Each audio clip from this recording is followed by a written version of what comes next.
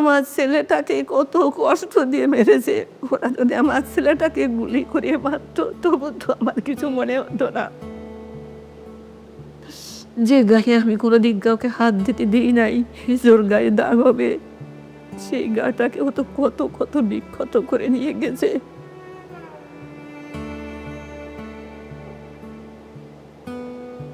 মানে আমার এখনো মনে আছে যে আমি জাস্ট ভাইয়ের পাড়ের দিকে ধরছি, আমি ভাবছি মনে হয় কিছু পাবো, বাট আমি গ্রিপ করতে যাই দেখি কিছু নাই, সব কিছু গলা। জাস্ট হাত দিতে যাই হচ্ছে আমি জাস্ট গ্রিপ করতে পারছি, এত ওয়েট বাট কোনো কিছু নাই, সব কিছু একদম পুরো বডি গলে গেছে।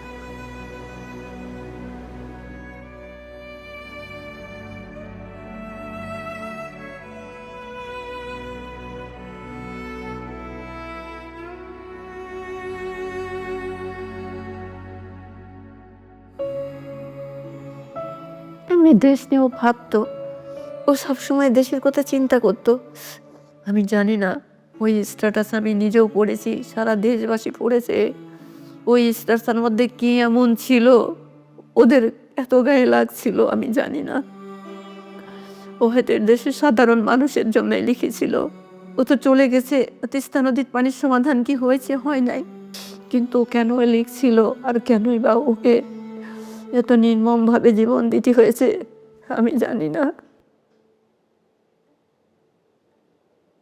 6 তারিখ হচ্ছে সকাল সম্ভবত 9:30টার দিকে বাস ছিল ভাইয়ার। তো বাসে হলে আসতে আসতে প্রায় 4:30টার মতো বেজে গেছিল।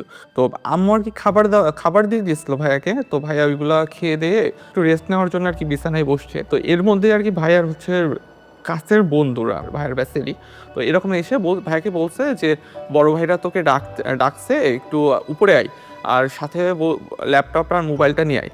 ভাইয়া তখন শুনে বলছে কি ব্যাপার, মানে কোনো সমস্যা? তো বলছে আরে আয় উপরে আয়, আসলেই মানে জানতে পারবি। তাকে মেনলি ডেকে নেয়, সে আমাদের ইন্ডিয়া বাংলাদেশের যে ডিপ্লোম্যাটিক সম্পর্ক ফেনী নদী নিয়ে মেনলি একটা পোস্ট করে, যেটা ছাত্রলীগের তখনকার যারা নেতাকর্মীরা ছিল তাদের এটা খুব গায়ে লাগে। তো রুমে ডেকে নেওয়ার পর থেকে তাকে বিভিন্ন প্রশ্ন করা হয়, জিজ্ঞাসাবাদ করা হয়, তার ফোন চেক করা হয়, তার ল্যাপটপ চেক করা হয়। এবং তারা যখন তার ফোনে বা ল্যাপটপে তেমন কিছু মানে সলিড কিছু যখন না পায়, তো তারা যেটা সন্দেহ করে যে সে হয়তো অনেক কোনো কিছু হাইড করছে, তাকে তারপর ফিজিক্যালি টর্চার করা শুরু করা হয়। তাকে থাপ্পড় দেওয়া হয়, স্ট্যাম্প নিয়ে আসা হয় পাশের রুম থেকে, স্ট্যাম্প দিয়ে মানে অমানসিকভাবে খুব বেশি হিট করা হয় এবং একটা পর্যায়ে যে স্ট্যাম্প ভেঙে যায়। এর কিছুক্ষণ পরে আবার আরেকটা স্ট্যাম্প নিয়ে তাকে মারা হয়। তো সে একটা সময় পর সে যে মাটিতে লুটিয়ে পড়ে, সে বমি করে। আম্মু আসলে ওই টাইমে মোটামুটি 9:30টার দিকে হচ্ছে কয়েকবার কল দেওয়ার চেষ্টা করে, কিন্তু আম্মুর কল হচ্ছে ধরে নাই। তো আম্মুর কল না ধরার পরে হচ্ছে আম্মু আমাকে কয়েকবার এসে হচ্ছে বলছে যে কি ব্যাপার, হচ্ছে ভাইরে কল দিতেছি, কল ধরতেছে না কেন? তারপরে হচ্ছে 10:30টার দিকে আবার বলতেছে ভাইয়া কল ধরে না। তখন আব্বু অলরেডি ঘুমায় গেছে। তখন আর কি আমি হচ্ছে একটু চেক করতে গেলাম যে দেখি ভাইয়ার হচ্ছে ফেসবুকে অ্যাক্টিভ আছে কিনা, বা হচ্ছে ব্যাপার কি হচ্ছে ভাইয়ার কোনো রুমমেটের নাম্বার পাওয়া যায় কিনা। তো তখন আর কি ঢুকতে যেয়ে দেখি ফেসবুকে অ্যাক্টিভ, আর আমি ভাবলাম যে যেহেতু ফেসবুকে অ্যাক্টিভ আছে মনে হয়, তার মানে হয়তো মোবাইল চালাইতে মনে হয় ঘুমায় গেছে, যেহেতু অনেক টায়ার্ড। তো এই কারণে আম্মুকে বললাম যে যেহেতু জার্নি করে গেছে তো মনে হয় টায়ার্ড, এই জন্য মনে হয় ঘুমায় গেছে। তো এর মধ্যে আর হচ্ছে ওই দিন রাতে আর হচ্ছে আমাদের সাথে কোনো কথা হয় নাই। তাকে মোটামুটি মারতে মারতে তার তলপেটে হিট করা হয়। মৃত্যুর পর আমরা যেটা পরে দেখিয়েছিলাম তার বাড়িতে, তার পুরা 2 হাত 2 পা একদম কালছিটে পড়ে গিয়েছিল। তাকে শরীরে এমন কোনো জায়গা নেই যেখানে তাকে হিট করা হয় না। একটা পর্যায় পর সে যখন একদম খুব বমি করে ফেলে, তাকে ওয়াশরুমে নিয়ে ওয়াশ করা হয়, এরপর আবার রুমে নিয়ে মারা হয়। এই মারের মাঝখানে সে আমাদের যারা ব্যাচমেট ছিল, যাদেরকে সে চিনত, ইভেন তার রুমমেটও ছিল এর মধ্যে, তাদেরকে বিভিন্নভাবে রিকোয়েস্ট করে এবং কনভিন্স করার চেষ্টা করে যে সে আসলে কোনোভাবে কোনো কিছুর সাথে জড়িত না। পরিস্থিতি যখন খুব বেশি খারাপ হয়ে যায়, তারা ফাহাদকে ওয়াশ করে 2011 থেকে 2005 নাম্বার রুমে নিয়ে যায় চ্যাংদোলা করে। 2005-এ নেওয়ার পর তারা ছাত্রলীগের তখনকার নেতাকর্মীরা ঠিক করে যে তাকে যে করেই হোক মানে ডাক্তারের কাছে বা মেডিকেলে নিতে হবে। আবরারকে অ্যারেস্ট করার জন্য তখন অলরেডি পুলিশকে বলে দেওয়া হয়েছিল এবং পুলিশ গেটের বাইরে ওয়েট করছিল। কিন্তু পুলিশকে এই জন্যই তুলে দেওয়া যাচ্ছিল না, কারণ পুলিশ তখন বলেছিল যে হেঁটে যদি আবরার না আসতে পারে তাহলে তারা তাকে রিসিভ করবে না, কারণ তার দায় নিবে না। তারপর যদি কোনো সমস্যা হয় এটার দায় সে নিবে, তারা নিবে না। ফাহাদকে যখন 2005-এ নিয়ে আসা হয় তার আগেই ম্যাক্সিমাম যারা তাকে বেশি মেরেছিল তারা অলরেডি নিচে নেমে যায়, কারণ তারাও দেখছিল যে তার আসলে অবস্থাটা খুব ক্রিটিক্যাল। তখন আমাদের ব্যাচেরই কিছু যারা ছাত্রলীগ করতো তারাই এবং এক ব্যাচ সিনিয়র যারা ছিল এরাই বেশি মানে তাকে নিয়ে তখন হসপিটালে নেওয়া না নেওয়া এই কাজগুলো তখন চলছিল। তো সে যখন সিঁড়ির ল্যান্ডিংয়ে পৌঁছায় তখনই সে বলে যে আমাকে নিয়ে ওকে নিয়ে আর টানাটানি না করতে, একটু পানি খেতে চাই। আমার রুম নাম্বার ছিল 2007। আমি যখনই আসলে ওই সময়টা যখন মানে জেনেছি যে সে সিঁড়ির ল্যান্ডিংয়ে আছে, তো তখন যখনই বেরোতে চাই তখন ওখানে ছিল শামীম বিল্লাহ ছিল, সাইফুল ছিল আমাদের এক ফ্রেন্ড ট্রিপলির, এবং তারা মিলে তাকে মেনলি পানি খাওয়াচ্ছিল। তখনও তার রু ছিল। তা আমি আবার আমার রুমে ঢুকে ওই রুমে 2011-তে থাকা একজন প্রত্যক্ষদর্শী ছিল মোর্শেদ, তখন সে বলে আমাকে যে আসলে তার অবস্থা ভালো না। এর কিছুক্ষণ পরে আমি ল্যান্ডিংয়ের ওখানে যখন পৌঁছে তখন আবরারের তখন অলরেডি হুঁশ নাই। তো তার তখনও এক্সটার্নাল কোনো ব্লিডিং ছিল না, বাইরে কোনোভাবে কোনো ব্লিডিং ছিল না, কিন্তু তার তখন সে সেন্স ছিল না। তা আমরা ভাবি যে সে বেহুশ হয়ে গেছে হয়তো। তাকে আমরা 3-4 জন মিলে আমরা সিপিআর দিই। তাকে সিপিআর দেওয়ার সময় তার মুখ থেকে যে আওয়াজ বেরোচ্ছিলাম ভেবেছিলাম হয়তো কফ আটকে গিয়েছে। তো বসে তারপর কিছুক্ষণ পিঠের উপর বাড়ি দিতে থাকি, হয়তো ভাবি যে আসলে কফটা ক্লিয়ার হবে। এর কিছুক্ষণ পর ডাক্তার আসে। ডাক্তার যখন আসে তখন আমরা বারবার রিকোয়েস্ট করতে থাকি যে ওকে আমরা হাসপাতালে তাড়াতাড়ি নিয়ে যাই। আমি সেদিন রাতে ইমার্জেন্সি ডিউটিতে কর্মরত ছিলাম। তো রাত আনুমানিক 3টার দিকে আমি স্টুডেন্টের পক্ষ থেকে একটা কল পাই ল্যান্ড ফোনে, এবং আমাকে বলে যে একজন ছাত্র খুব অসুস্থ, আপনি একটু তাড়াতাড়ি হলে আসেন। অ্যাম্বুলেন্সে করে আমি শেরেবাংলা হলে যাই। যাওয়ার পরে আমি শেরেবাংলা হলের প্রথম তলা এবং দ্বিতীয় তলার মাঝখানে সিঁড়িতে আবরার ফাহাদকে ওখানে রেখে রাখা সহ অবস্থায় দেখতে পাই। পরে আমি তাকে পরীক্ষা নিরীক্ষা করি।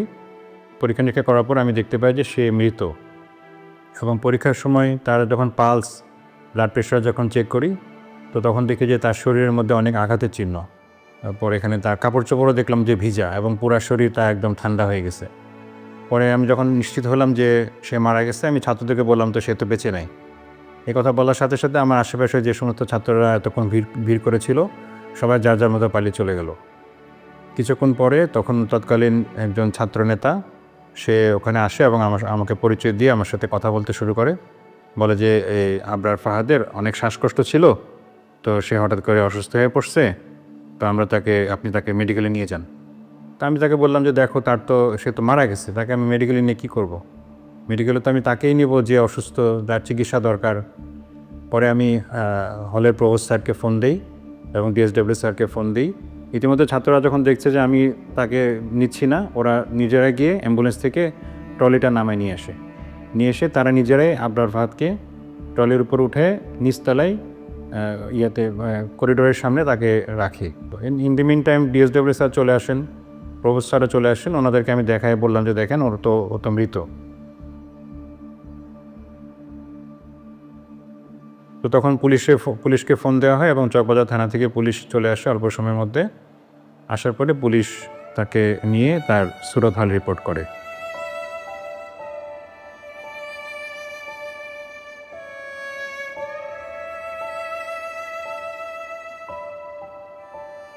যেখানে একজন ডাক্তার এতটুকু মেরুদণ্ড দেখাইতে পারছে, সেখানে আমাদের ডিএসডব্লিউ স্যার তখন রুম থেকে বের হয়ে গেছেন স্টুডেন্টের কথা না শুনে, শুধুমাত্র ওই খুনিদের কথা শোনার জন্য।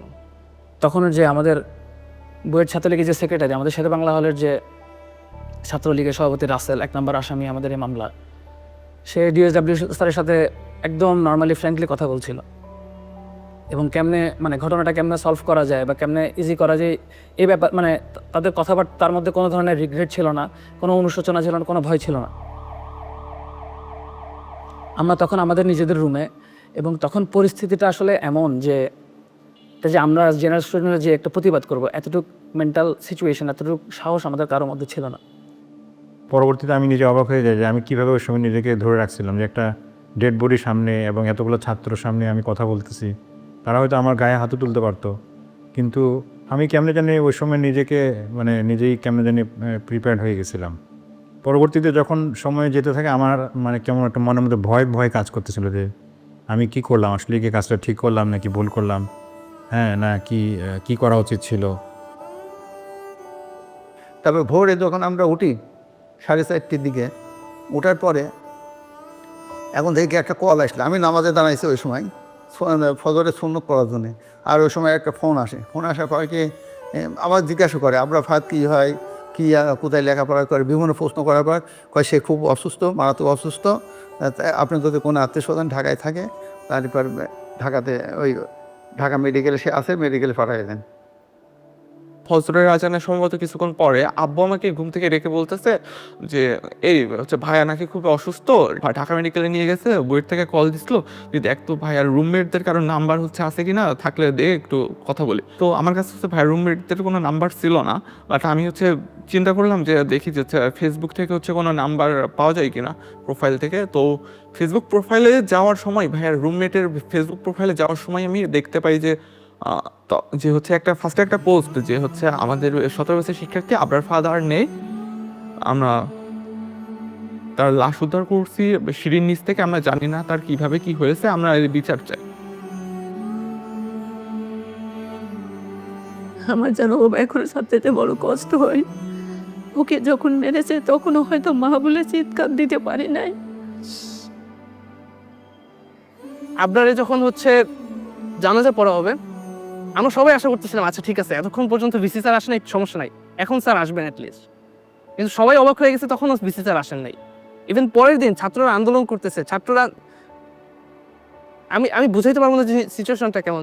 ছেলেপেলেরা বিশ্বাস করতে পারতেছে না যে আমার একটা ফ্রেন্ডকে এখানে মেরে ফেলা হয়েছে, নেক্সট টার্গেটটা আমি হইতে পারতাম, আমাকে মেরে ফেলা হবে। ছাত্ররা আন্দোলন করতেছে, স্যারের অপেক্ষা করতেছে, স্যার পরের দিন আমাদের সাথে দেখা করেন নাই।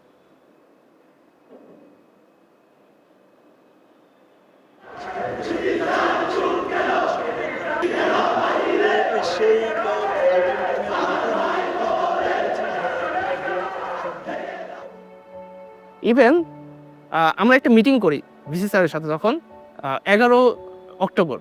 ওই মিটিংটা হচ্ছে সব মিডিয়াও প্রচার করছে। মিটিংয়ের সময় আমরা ভিসি স্যারকে জিজ্ঞেস করি যে স্যার আচ্ছা ঠিক আছে, আপনি মেনে নিচ্ছেন যে ছাত্র রাজনীতি আপনি নিষিদ্ধ করবেন, ঠিক আছে আমরা মেনে নিতেছি, কিন্তু এটা কি চিরস্থায়ী হবে? তখন ওনার উত্তর ছিল যে চিরস্থায়ী তো তুমিও না আমিও না। একটা ছেলে মারা গেছে, তখনও উনি এই কনফিডেন্সটা বা এইটুকু চেতনা তার মধ্যে জাগ্রত হয় না যে সে বলবে না আমি চেষ্টা করবো, আমি যতদিন আছি এই জায়গায় আমি কখনোই ছাত্র রাজনীতি ঢুকতে দেবো না।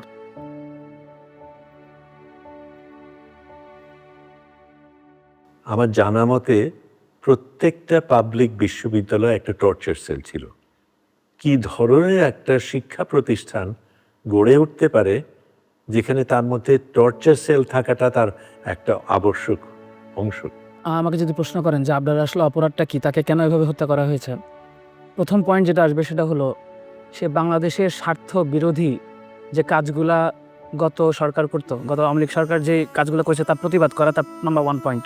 ধর্ম পালন আর দেশের স্বার্থে কথা বলার বাইরে আসলে আবরার ফাদারের আর কোনো অপরাধ ছিল হচ্ছে কাইন্ড অফ, যদি বলি এই বাংলাদেশে জন্ম নেওয়া, কাইন্ড অফ জিনিসটা আসলে এরকমেরই হয়ে গেছে, আর বইটা ভর্তি হওয়া।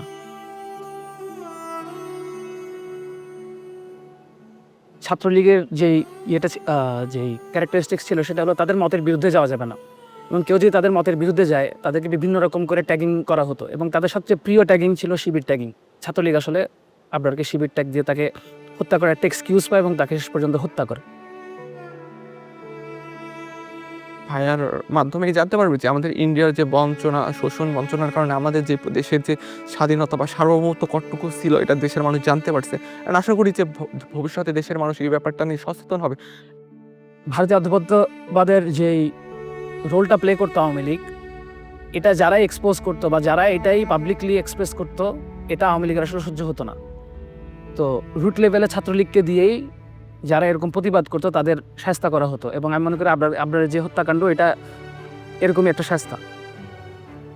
আবরার ফাহাদ আর জুলাই দুইটা আসলে ওতপ্রোতভাবে জড়িত, কারণ আবরার ফাহাদে আমাদেরকে পথ দেখাইছে যে মানে আমাদের পথ দেখাইছে বলতে আমরা যারা সবসময় মনে করছি যে আমার কাছে তো পড়াশোনা করা, রাষ্ট্র কি করবে, পররাষ্ট্রনীতি কী হবে, ইন্ডিয়ার সাথে আমার কী সম্পর্ক হবে, এগুলো নিয়ে আমি মাথা ঘামে কী করবো, এগুলো তো রাজনৈতিক দলদের বিষয়। তো ওই জায়গা থেকে আবরার ফাহাদ আমাদের একটা বড় একটা অংশের জন্য সে পথ প্রদর্শক ছিল।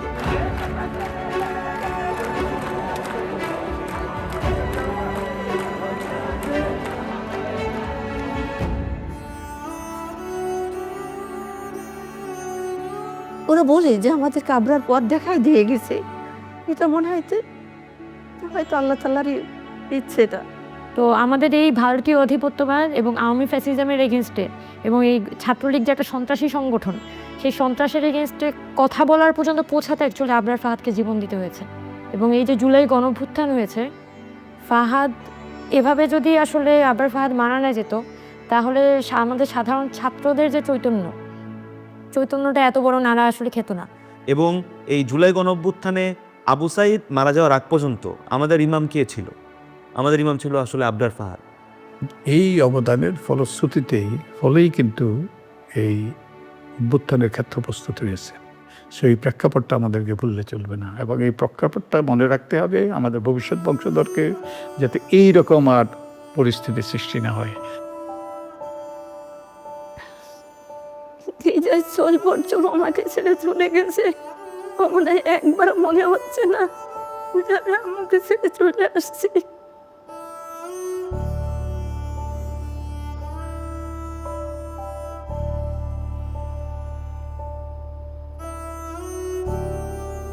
আবরার ফাহাদকে স্বাধীনতা পদক দেওয়া হয়েছে, এটা তো গুরুত্বপূর্ণ জিনিস। স্বাধীনতা পদক আমাদের সর্বোচ্চ পদক নাগরিকের জন্য। আমি তাকে মুক্তিযোদ্ধা বলবো, কারণ সে দেশের জন্য প্রতিবাদ করেছে, দেশের জন্য লড়াই করেছে। একটা মেধাবী ছেলে বেড়ে উঠছিল, তার কত স্বপ্ন ছিল, আমাদের কত স্বপ্ন ছিল, সেই সব হারিয়ে গেছে। সেটাকে তো একটা পুরস্কার দিয়ে সেটা করা যাবে না। তবে এটাকে যে স্বীকৃতি দেওয়া হয়েছে সেটা আমি সাধুবাদ জানাই। সবচাইতে ভালো স্বীকৃতি কিনা আমি জানি না। আমি মনে করি যদি সত্যিকার অর্থে আমরা দেশটাকে বদলাতে পারি, এমন একটা দেশ গড়তে পারি যেখানে আরেকবার আবরার ফাহাদের মতন আরেকজন জান দেবে না, সেটাই হবে তার জন্য সবচেয়ে বড় পুরস্কার।